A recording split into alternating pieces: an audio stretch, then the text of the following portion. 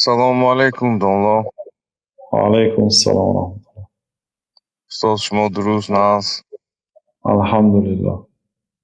ماه شریفی رمضان که مبارک. سلامت باشید. الله مبارک گرداند. الله از این هم ایمانمون را زیاد کند. آمین.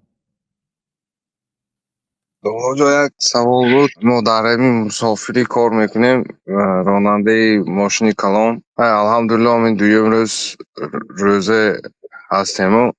لیکن روزهای کاری بعضا کارهایی هست که کمتر دشواری میکشیم برای بوربندی، بورفروری. در آن وقت قوت در کار برای مثال اشکم باید سیر باشد یا که بسیار تشنه میمونید. اگر در این حالت ها اجازت هست مثلا روزه را شکنیم یا نه گناهکار میشیم. نه اجازت نیست برادر عزیز. وای با اون آدمی که اگر نخورد هلاک میشد، وفات میکند. اگر نخورد بیمار میشد.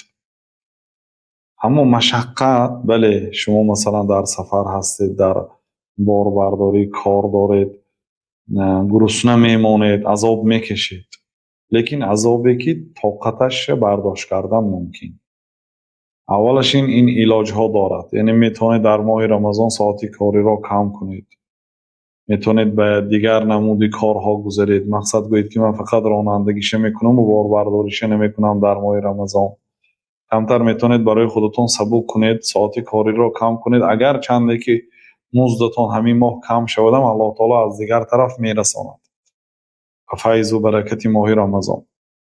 لیکن این خلگرید به همه مشقت دارد، همه عذاب دارد. برای همه این ماه یک ماه است. الله تعالی که ما را آفرید میتونست ما را 12 ماه به روزه امر کند، لیکن یک ماه امر کرد. 11 ماه خورید.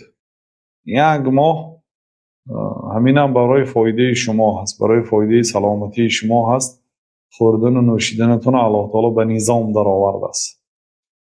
هم اجر و عظیم داده، ثواب بزرگ داده است، هم برکت میدهد، هم گناهاتون بخشیده میشد. من صام رمضان ایمانا و احتسابا غفر له ما تقدم من ذنبه. حدیث بخاری مسلم است. کسی که در ماه رمضان روزه دارد به خاطر ایمانش، برای اینکه باوری به الله تعالی دارد، به امید ثواب روزه دارد، تمام گناههای ما تقدمش بخشیده میشه. یعنی این فضیلت های عظیم بیهوده نیست. انسان کمتر مشقت میکشید، صبر میکنید. بیگاهی وقتی افطارتان للصائم فرحتن، برای شخص روزدار دو خرسندی است. فرحتون عند فطره، خرسندی اول در وقت افطارش و خرسندی دیگر روزی با خوردنی پروردگارش. بی مشقت نمیشد. آدم به یک مرتبه بلند، به یک نعمت با پسی سر کردنی مشقت های وزنینی ها میرسد، به آسانی نمیرسد. مبیض وجه باکتساب کریمت حتی تسویده شعوب المطلبی.